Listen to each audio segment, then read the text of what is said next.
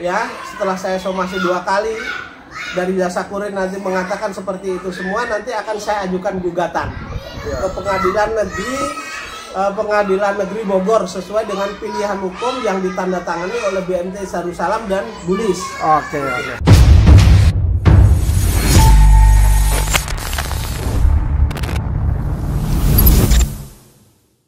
Bismillahirrahmanirrahim. Assalamualaikum warahmatullahi wabarakatuh. Kembali bersama saya Al-Walid dari Tobah TV. Masih terkait investasi batubara. Yusuf Mansur. Ibu Lis mulai menggugat. Jadi ada gugatan baru lagi untuk pihak Yusuf Mansur, BMT Darussalam, yang mana menurut penuturan dari Pak Zain Mustafa selaku korban dan juga sekaligus kuasa hukum dari masalah investasi tambang batubara ini. Menurut Pak Zain Mustafa, mereka ini tidak ada yang mengaku terlibat. Yang menjadi pertanyaan adalah bukti kemarin yang saya anggap bukti ya. Jadi kemarin Pak Darso Arif mewawancarai seorang bernama Bang Firdaus, di mana di sana dia menyebutkan dia menagih uang dari seorang ibu. Dia membantu menagihkan uang dari seorang ibu terkait dengan investasi batubara, dan di situ dia berhasil menagih sejumlah uang kepada Yusuf Mansur dengan total nilai puluhan miliar. Kalau dari pengakuan Pak Daus itu, Bang Daus itu, dia menagih utang itu sekitar 2 miliar lebih, teman-teman. Karena bukan cuma dia menagih, di sana ada seorang juga sebelum Bang Daus menagih, ada seseorang juga yang menagih yang disebutkan inisial namanya. Intinya totalnya sekitar 20 miliar lebih, dan mereka berhasil meminta uang itu kepada pihak Yusuf Mansur. Ini kemudian menjadi pertanyaan besar, kenapa kalau memang Yusuf Mansur sesuai dengan pengakuannya tidak terlibat di investasi tambang batubara ini, kenapa ada kasus ini gitu? Kenapa ada kasus penagihan ke dia, ya kan, dari seorang ibu yang bukan seorang ibu, entah siapa gitu kan, yang jelas seseorang investor yang kemudian menyerahkan kuasanya ke pihak ketiga untuk kemudian menagihkan uangnya puluhan miliar ke pihak Yusuf Mansur. Dan juga ada penuturan dari Pak Zain Mustafa bahwa beberapa waktu lalu Yusuf Mansur sempat digugat oleh salah satu bank, dan di situ posisi Yusuf Mansur sebagai komisaris di PT tambang yang bergerak yang terlibat dengan investasi tambang batubara itu, teman-teman. Intinya dalam hal ini banyak bukti yang mengarah bahwa kuat dugaan Yusuf Mansur dan kawan-kawannya seperti BMT Darussalam itu memang terlibat di investasi tambang batubara ini. Yang menjadi pertanyaan juga, kalau memang tidak ada yang terlibat, terus siapa yang terlibat? Jin gitu loh. Kalau memang mereka semua tidak mengaku terlibat. Lucunya lagi, BMT Darussalam ini, dari apa yang dikatakan oleh Pak Zain Mustafa, mereka mengaku tidak terlibat, tapi mereka ada di bagian administrasi. Lucunya di situ, teman-teman. Baik, kita akan mendengar atau menyimak penuturan dari Pak Darso Arif dan juga penuturan dari Ibu Lis, karena di sini Ibu Lis akan mulai menggugat pihak Yusuf Mansur untuk terkait dengan investasi tambang batubara, teman-teman. Pokoknya untuk hari-hari ini kita banyak-banyak berdoa, semoga ke depan ini semakin terbuka kedok-kedok atau modus-modus yang disembunyikan oleh orang-orang yang merasa sok benar selama ini, teman-teman. Yang paling membuat saya miris adalah orang tersebut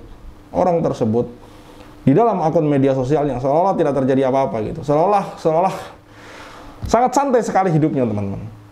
Yang mana saya mengatakan bahwa ini adalah sebuah kejahatan yang besar. Kalau memang ada sebuah kejahatan yang memakan banyak korban, tapi dia seolah layaknya serigala berbulu domba, teman-teman. Kayak tidak terjadi apa-apa, dan dengan santainya seolah-olah dunia dia tetap berjalan, teman-teman, di atas tangisan para korban yang luar biasa banyaknya, teman-teman. Luar biasa banyaknya. Semoga Allah membuka tabir penghalang ini selebar-lebarnya, dan kemudian membuktikan kepada kita semua siapa selama ini yang bermain, teman-teman. Oke, cukup sekian dari saya, Khalid Al-Walid. See you on the next videos.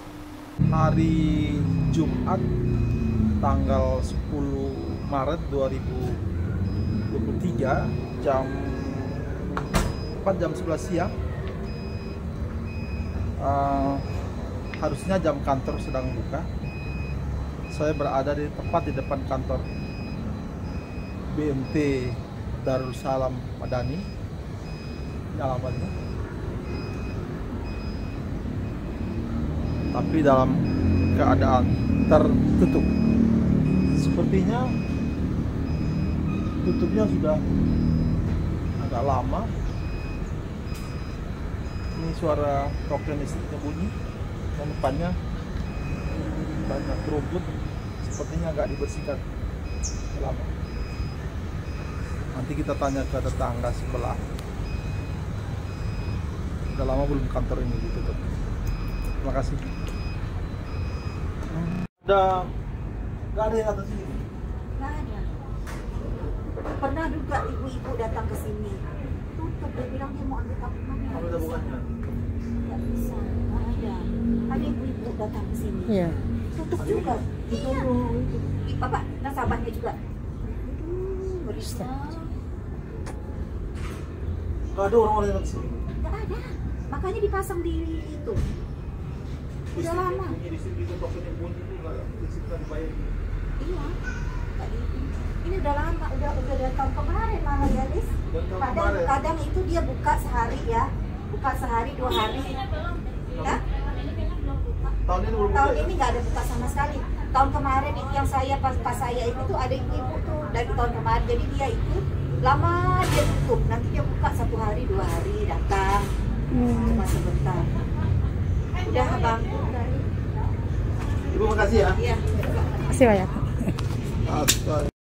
Ada Ibu Lis, terus dengan suaminya Pak Arif, ada lawyer yang dapat kuasa dari Ibu Lis, Pak Zeni Mustafa lagi. Ibu Lis sekarang ini mensomasi Baitul Mal wa Tamwil atau BMT Darussalam. Jadi Koperasi Jasa Keuangan Syariah BMT Darussalam Madani. Terkait investasi Ibu Lis untuk bisnis batubara ya Pak. Baik, betul. Anggota jamaah Masjid Darussalam yang tergabung dalam pengajian JBN ya Pak, Ya. Jabal Nur. Ibu Lis menyetorkan uang untuk investasi itu lewat BMT. BMT. Berapa uang Bu yang Bu Lis setorkan waktu itu? 250 juta Tahun tahun 2009. 2009 disetorkan ke BMT dengan niat berinvestasi lewat batubara, lewat perusahaannya Yusuf Mansur itu Pak.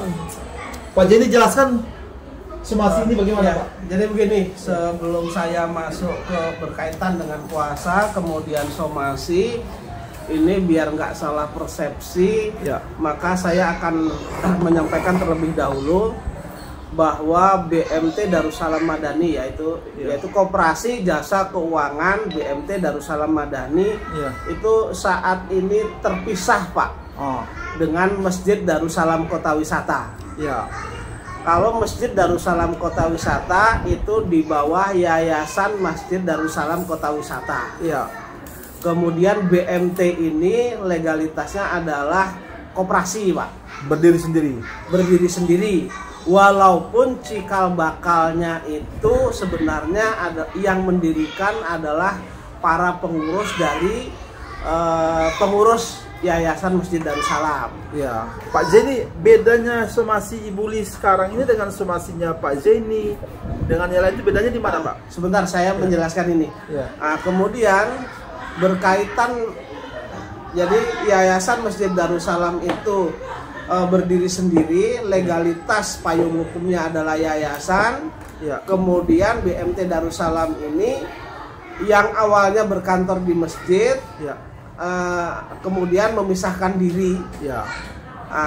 Kemudian memisahkan diri dan bukan menjadi lembaga keuangan masjid. Ya, ya. Ya mungkin karena ada keuntungannya ingin memisahkan sendiri, kan kita tidak tahu begitu ya. Ya. Jadi terpisah.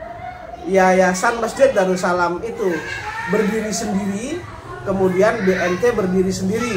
Ya. Walaupun dulu pada saat lahiran itu di Masjid Darussalam, Pak. Ya, ya.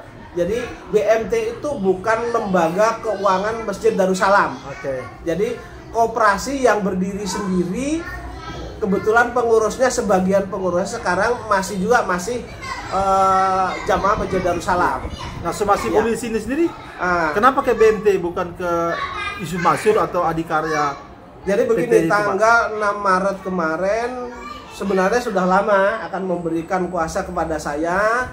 Cuman saya, Bu, nanti setelah perkara saya hampir ada putusan, baru nanti kita melanjutkan yang lainnya. Oh, iya. Kebetulan tanggal 6 kemarin Bulis memberikan surat kuasa kepada saya untuk menagihkan, untuk menyelesaikan berkaitan dengan perkara atau permasalahan dengan BMT Darussalam ini. Ya. Kan begitu. Ya.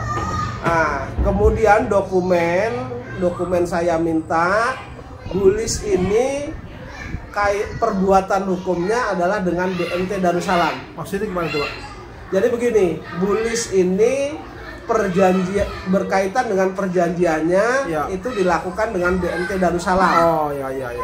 Tetapi di dalam perjanjian itu BMT mengatakan bahwa dia bekerja sama dengan PT Adi Partner Perkasa berkaitan dengan bisnis batubara. Iya. Tetapi Bulis sendiri itu menyetornya kepada BMT Darussalam. Ya.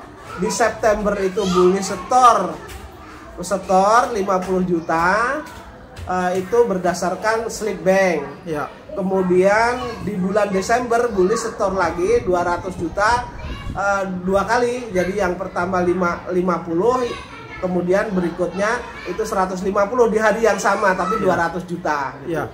Bulis selama ini memang sama sekali nggak dapat laporan apa-apa dari BMT ya, Bu? Enggak. Nggak ada ya? Bu, saya agak ke belakang sedikit, Bu. Memang Ibu niat berinvestasi yang uangnya disetorkan kepada lewat BMT Darussalam ini, memangnya Ibu pernah ikut presentasinya Yusuf Mansur, pernah dengar atau bagaimana, Pak, sehingga Ibu bisa mau berinvestasi itu, Bu? Jadi memang dari Pak Arif suami istri ini selalu mengikuti pengajian di Masjid Darussalam Kota Wisata. Berkaitan dengan pengajian itu, di sana dibentuk juga karena BMT ini JBN ini dulu investor itu dinamakan investor JBN. Ya. Katanya tidak mau mengganggu masjid, maka dibuatlah pengajian sendiri namanya JBN, Jabal Nur. Ya. Nah, JBN itu sendiri selalu mengadakan pengajian. Ya. Pengajian itu sebagai laporan Ya.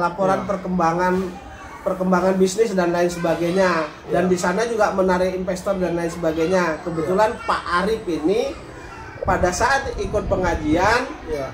mendengarlah janji-janji manis itu dari orang-orang JBN, juga orang-orang BMT. Bisa Bapak Arif ceritakan, Pak, Bentar, kenapa Pak, Bapak sebentar. tertarik? Pak, itu somasi memang hanya untuk BMT, Pak, bukan ke Adi Partner Perkasa atau ke Yusuf Mansur itu enggak, Pak? Somasi ini saya tujukan kepada BMT Darussalam Ya. Madani, Ya. ya, berkaitan karena ini perbuatan hukumnya sama mereka. Oh, gitu. Nah, walaupun nanti PT Adi Partner Perkasa juga saya tarik sebagai pihak yang berperkara. Pak, kalau somasi ini nggak diindahkan, Pak Zeni mau bawa ke perdata atau pidana, Pak? Perdata. Perdata ya, tetap perdata. Jadi ya? begini, ini ada kejadian menarik dan mungkin juga menurut saya melarikan diri, Pak, BMT ini. Mereka sendiri. Begitu saya mendapat kuasa dari Bulis, Ya. kemudian saya buat somasinya. Ya. Ini masih saya bungkus, Pak. Ya, ya. Somasinya, ini surat kuasanya, Ya. ini fotokopinya. Kemarin kan akan saya layangkan somasi yang pertama. Ya. Ternyata saya ke kantor BMT itu Ya. tutup, Pak. Ya. Jadi jam 10 tutup, kemudian setelah jam 10 saya tinggal dulu. Ya. Kira-kira jam 1 lagi saya ke sana. Ya. Masih tetap tutup. Kemudian saya cross check sama tetangga kiri kanan. Ternyata BMT itu dari untuk tahun akhir 2022 itu katanya sudah jarang ke kantor. Ya. Kemudian 2023 ini tidak pernah ngantor, bahkan sebelah mengatakan bahwa Pak, kemungkinan besar sudah dikosongkan. Oke. Nah, kita pindahnya tidak tahu kemana begitu. Kira-kira Ibu Lis Pak Zeni, harapan dari somasi ini apa Pak?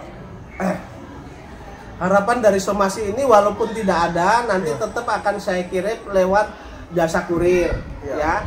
Kemudian kalau katakanlah nanti ini misalnya jasa kurir mengatakan bahwa memang sudah tidak berada di sana, ya. Setelah saya somasi 2 kali dari jasa kurir nanti mengatakan seperti itu semua, nanti akan saya ajukan gugatan ke Pengadilan Negeri Bogor sesuai dengan pilihan hukum yang ditandatangani oleh BMT Darussalam dan Bulis. Oke. Harapannya dari somasi ini, harapannya adalah uangnya Bulis ini, uang pokok 250 juta itu dikembalikan. Kemudian sesuai dengan perjanjian, Bulis ini akan mendapat keuntungan setiap bulannya 10%. 10% dikali 10%, kalau 10% dari 250 itu kan 25 juta, ya kan? 25 juta, kemudian dikalikan 12 tahun lebih, kurang lebih 12 tahun 3 bulan. Kurang lebih hampir 4 miliaran lah Pak, BMT itu harus bayar. Ketika mereka tidak bayar, ya kita nanti saya akan mengajukan gugatan, kemudian melakukan konferensi pers dan rilisnya akan saya sebar kemana-mana. Oke. Didoakan Bu Lis ya biar sukses ya Bu. Amin ya. Oke, terima kasih banyak ya Bu Lis, Pak Arif, Pak Zeni. Sama-sama.